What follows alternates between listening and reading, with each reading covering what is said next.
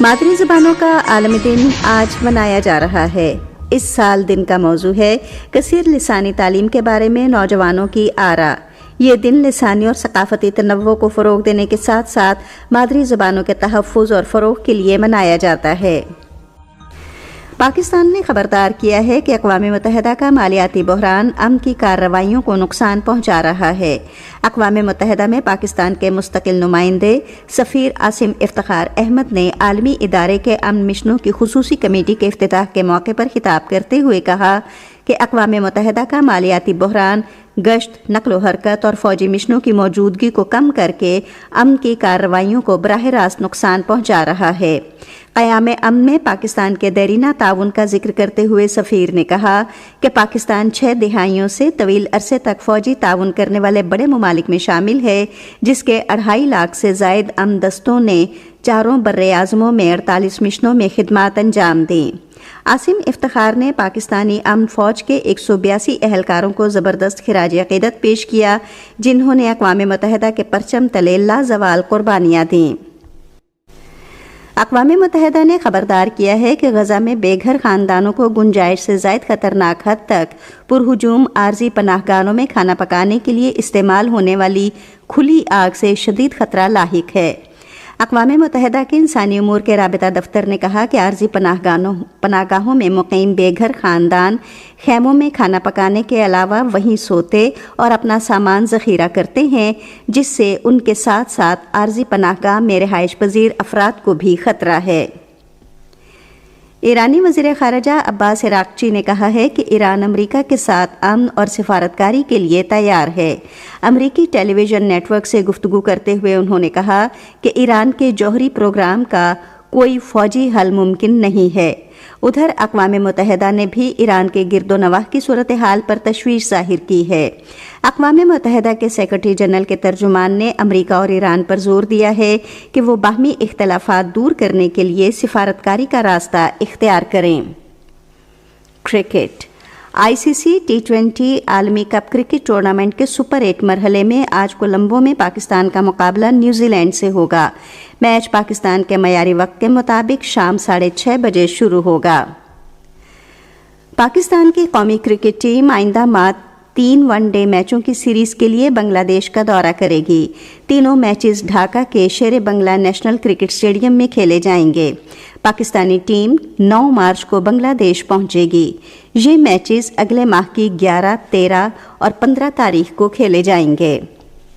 मौसम महकमा मौसमियात की पेशगोई के मुताबिक आइंदा 12 घंटे के दौरान मुल्क के बेशतर हिस्सों में मौसम ज़्यादातर खुश्क, जबकि शुमाली इलाकों में सुबह के औकात में सर्द रहने का इम्कान है। आज सुबह रिकॉर्ड किया गया बाज़ शहरों का दर्जा हरारत इस्लामाबाद 8 डिग्री सेंटीग्रेड, लाहौर 17, कराची 22, पेशावर 11, कोयटा और मरी 5, गिलगित 4 और मुजफ्फराबाद 10 डिग्री सेंटीग्रेड। श्रीनगर, लेह, पुलवामा, अनंतनाग, शुपियां और बारामूला में मौसम सर्द और खुश्क, जबकि जम्मू में मौसम खुश्क रहने की तवक्को है। आज सुबह रिकॉर्ड किया गया दर्जा हरारत श्रीनगर, पुलवामा और शुपियां में 2 डिग्री सेंटीग्रेड, जम्मू 11, लेह -5, अनंतनाग और बारामूला में 3 डिग्री सेंटीग्रेड। ट्रंप इंतज़ामिया ने एक बार फिर अमेरिका में पनाह लेने वालों की मुश्किलात में इजाफा कर दिया है। अमरीकी महकमा होम लैंड सिक्योरिटी की तरफ से जारी करदा एक मेमो के मुताबिक जिन पनाह गुज़ीनों ने ग्रीन कार्ड के लिए दरख्वास्त दी है, 1 साल का अरसा गुजरने के बाद उनकी दरख्वास्त का जायज़ा लेने के लिए उन्हें एक मरतबा फिर जेल जाना होगा। पनाह गुज़ीनों के हुकूक़ की तंजीमों की जानिब से इस फैसले पर कड़ी तनकीद की जा रही है। नाक़दीन का कहना है कि ये पॉलिसी तकरीबन 2 लाख पनाह गुज़ीनों में खौफ व हिरास और तशवीश पैदा कर रही है, जो साबिक़ सदर जो बाइडन के दौरे सदारत में अमरीका में दाखिल हुए थे।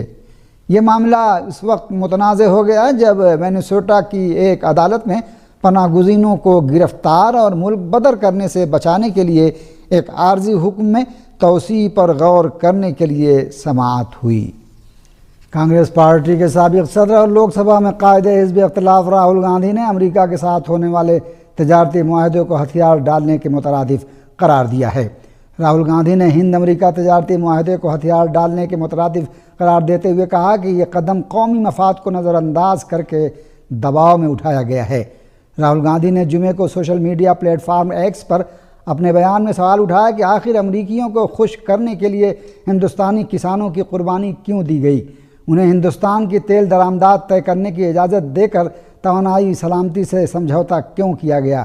کسی باہمی وعدے کے بغیر ہر سال $100 ارب کی امریکی درآمدات بڑھانے پر رضامندی کیوں ظاہر کی گئی؟ کانگریس رہنما نے کہا کہ یہ معاہدہ ہندوستان کو ایک ڈیٹا کالونی میں تبدیل کر سکتا ہے جہاں کسی ملک کا کنٹرول کسی غیر ملکی طاقت کے ہاتھ میں ہو۔ انہوں نے سوال کیا کہ وزیر اعظم نریندر مودی ایسا معاہدہ کیوں قبول کریں گے جس میں ہندوستان زیادہ دے اور بدلے میں کم حاصل کرے؟ راہل گاندھی نے اس صورتحال کو شرمناک قرار دیتے ہوئے کہا کہ اس ہتھیار ڈالنے کی اصل وجہ وزیر اعظم پر ڈالا گیا دباؤ ہے۔ انہوں نے کہا کہ انہیں سمجھ نہیں آتا کہ آخر ایسا غیر متوازن معاہدہ کیوں تسلیم کیا گیا۔ عالمی مالیاتی فنڈ IMF نے دعویٰ کیا ہے کہ پاکستان کی معیشت میں بہتری آئی ہے اور مہنگائی کی شرح قابو میں رہی ہے۔ پاکستانی میڈیا ذرائع نے رپورٹ دی ہے کہ عالمی مالیاتی فنڈ IMF نے پاکستان کی معیشت میں بہتری کا اعتراف کرتے ہوئے کہا ہے کہ مہنگائی کی شرح قابو میں رہی ہے۔ ڈائریکٹر کمیونیکیشن جولی کوزیک نے اعتراف کیا کہ EFF کے تحت پاکستان کی پالیسیوں سے معیشت کو استحکام ملا، اصلاحات سے معاشی اعتماد میں اضافہ ہوا۔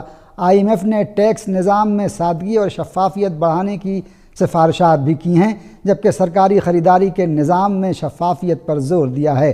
انہوں نے بتایا کہ مالی سال 2025 میں پاکستان کی مالی کارکردگی مضبوط رہی اور ملک نے GDP کا 1.3% بنیادی مالیاتی سرپلس حاصل کیا، جو پروگرام کے اہداف کے مطابق ہے، جبکہ مالی سال 2025 میں پاکستان نے 14 سال بعد پہلی مرتبہ کرنٹ اکاؤنٹ سرپلس بھی ریکارڈ کیا۔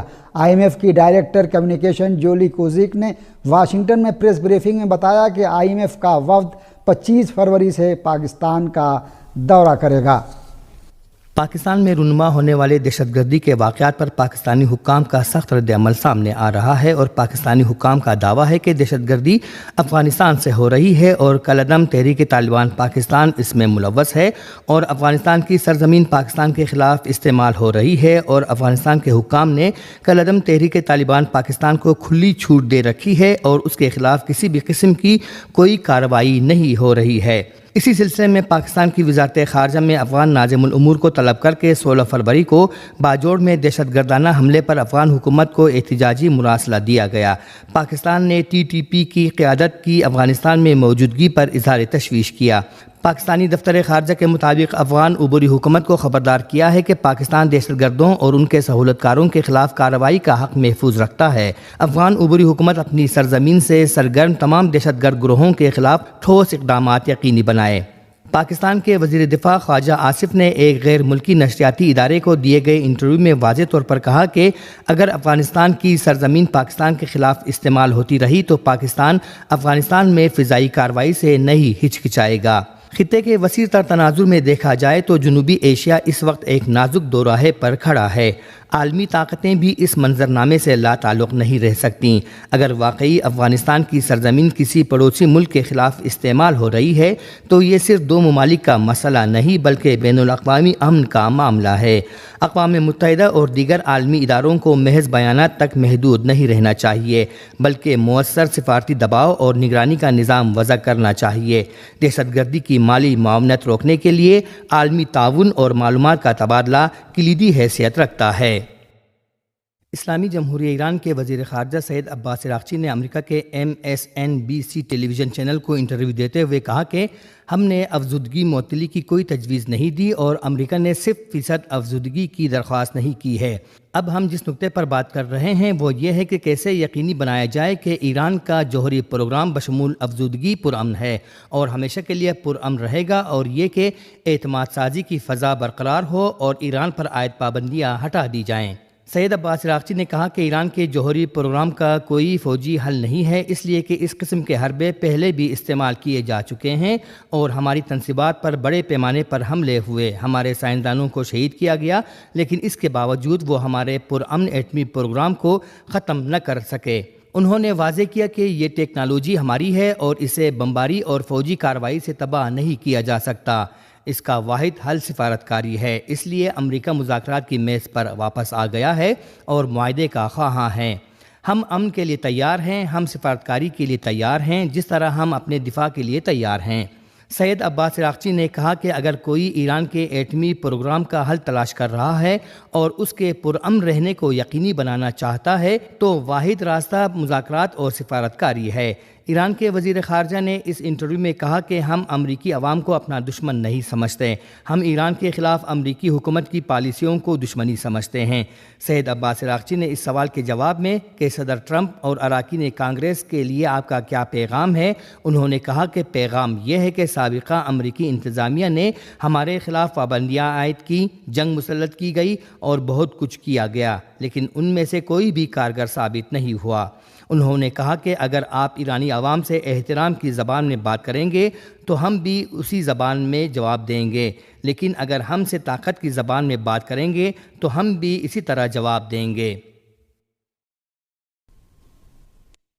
اقوام متحدہ میں ایران کے سفیر اور مستقل مندوب امیر سعید ایروانی نے کہا ہے کہ ایران کے خلاف کسی بھی جارحیت کا جواب فیصلہ کن ہوگا اور ایسی کسی کارروائی کو اقوام متحدہ کے منشور کی کھلی خلاف ورزی تصور کیا جائے گا۔ انہوں نے امریکی صدر کے حالیہ بیانات کی مذمت کرتے ہوئے انہیں بین الاقوامی قانون کی خلاف ورزی قرار دیا اور فوری اقدامات کا مطالبہ کیا تاکہ مزید کشیدگی کو روکا جا سکے۔ انہوں نے خبردار کیا کہ اگر ایران پر حملہ کیا گیا تو وہ اقوام متحدہ کے منشور کے تحت اپنے دفاع کا بنیادی حق استعمال کرے گا۔ ایروانی نے 19 فروری کو اقوام متحدہ کے سیکرٹری جنرل اینٹونیو گوتریس اور سلامتی کونسل کے صدر جیمز کاریوکی کو ایک باضابطہ خط ارسال کیا جس میں امریکہ کی جانب سے بار بار طاقت کے استعمال کی دھمکیوں کا حوالہ دیا گیا۔ ایرانی مندوب نے واضح کیا کہ ایسے بیانات اقوام متحدہ کے منشور کے آرٹیکل 2 کی خلاف ورزی ہیں اور پہلے سے کشیدہ خطے کو مزید عدم استحکام کی طرف دھکیل سکتے ہیں۔ انہوں نے اس بات کا اعادہ کیا کہ ایران سفارتی عمل اور جوہری مذاکرات کے لیے پرعزم ہے جو جوہری عدم پھیلاؤ کے معاہدے کے دائرہ کار میں جاری ہیں۔ انہوں نے زور دیا کہ ایران نہ کشیدگی چاہتا ہے اور نہ جنگ کا آغاز کرے گا، تاہم اگر اس پر فوجی حملہ کیا گیا تو وہ اقوام متحدہ کے منشور کے آرٹیکل 21 کے تحت اپنے دفاع کا حق استعمال کرتے ہوئے مناسب اور فیصلہ کن رد عمل دے گا اور کسی بھی غیر متوقع نتائج کی مکمل ذمہ داری امریکہ پر عائد ہوگی۔ دریں اثنا ایران کے نائب وزیر خارجہ برائے قانونی اور بین الاقوامی امور کاظم غریب آبادی نے جمعرات کی شب تہران میں روسی سفیر الیکسی دیدوف اور چینی سفیر کانگ پیو کے ساتھ مشاورتی نشست کی جس میں باہمی دلچسپی کے امور پر تبادلہ خیال کیا گیا۔ انہوں نے اپنے سوشل میڈیا اکاؤنٹ پر جاری بیان میں لکھا کہ روسی فیڈریشن اور عوامی جمہوریہ چین کے سفیروں کے ساتھ مشترکہ اجلاس میں جنیوا میں جاری جوہری مذاکرات سے متعلق تازہ ترین پیش رفت اور بعض دو طرفہ معاملات پر گفتگو کی گئی۔ میلن 2026 بین الاقوامی مشقوں کے موقع پر ایرانی بحریہ کے کمانڈر ریئر ایڈمرل شہرام ایرانی نے ہندوستانی بحریہ کے کمانڈر ایڈمرل دنیش کے تھرپاٹھی سے ملاقات کی اور تربیتی تعاون کو بڑھانے، فوجی وفود کے تبادلے، مشترکہ خصوصی کورسز کے انعقاد اور میری ٹائم سرچ اینڈ ریسکیو کے شعبوں میں آپریشنل اشتراک عمل کو بڑھانے پر تبادلہ خیال کیا۔ اس ملاقات میں ایرانی بحریہ کے کمانڈر نے کثیر الجہتی مشقوں کو آپریشنل کوآرڈینیشن بڑھانے، جنگی تیاری کی سطح کو بہتر بنانے اور ملکوں کے درمیان دفاعی سفارتکاری کو مضبوط بنانے کا ایک قیمتی موقع قرار دیا۔ تہران اور نئی دہلی کے درمیان بحری اشتراک عمل کی تاریخ کا حوالہ دیتے ہوئے ایڈمرل شہرام ایرانی نے اسلامی جمہوریہ ایران کی بحریہ کی جانب سے تکنیکی اور تعلیمی تعاون کو فروغ دینے کے ساتھ ساتھ دونوں فریقوں کی دلچسپی کے شعبوں میں مشترکہ مشقوں کے انعقاد پر زور دیتے ہوئے مزید کہا کہ لمبی دوری کے آپریشنز اور اسکاٹ مشنز کے میدان میں تجربات کے تبادلے سے باہمی صلاحیتوں کو فروغ دینے میں مدد مل سکتی ہے۔ اس ملاقات میں ہندوستانی بحریہ کے کمانڈر نے بھی میلن 2026 مشقوں میں ایرانی وفد کی موجودگی پر اطمینان کا اظہار کرتے ہوئے ان مشقوں کو دوست اور شراکت دار ممالک کے درمیان بحری تعاون کی علامت قرار دیا اور کہا کہ علاقائی بحری افواج کے درمیان مسلسل اور تعمیری اشتراک عمل بحری قزاقی، منظم اسمگلنگ اور قدرتی آفات سمیت مشترکہ خطرات کا مقابلہ کرنے میں اہم کردار ادا کر سکتا ہے۔ دریں اثنا ایران کا دینا ڈسٹرائر ہندوستان میں ہونے والی میلن 2026 بحری مشقوں میں شرکت کے لیے ہندوستان کی وشاکھا پٹنم بندرگاہ پر لنگر انداز ہو گیا ہے۔ ملن مشقیں ہر 2 سال بعد ہندوستان کی ایک بڑی بندرگاہ پر منعقد کی جاتی ہیں اور اس میں 70 سے زیادہ ممالک کی بحری افواج شامل ہوتی ہیں۔ یہ ملن بحری مشقوں کا 13واں دور ہے جو 18 فروری سے 26 فروری تک خلیج بنگال میں واقع وشاکھاپٹنم بندرگاہ میں منعقد ہو رہا ہے۔